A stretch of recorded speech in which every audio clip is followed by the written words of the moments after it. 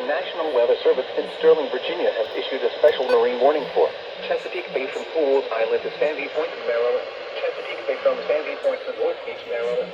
Chesapeake Bay north for Pools Island, Maryland. Chester River to Queenstown, Maryland. Eastern Bay, Patapsco River including Baltimore Harbor until 10:30 p.m. At 9:25 p.m., a gust front was located near Chester River, moving south at 50 knots. Hazard, wind gusts 34 knots or greater. Source, radar indicated. Impact, boaters and small craft could be thrown overboard by suddenly higher winds and waves capsizing their vessels.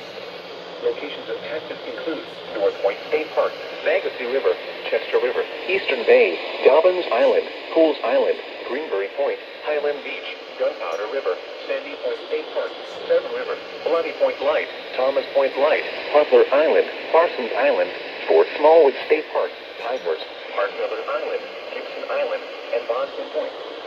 Move to safe harbor until hazardous weather passes. Move to safe harbor immediately as gusty winds and high waves are expected.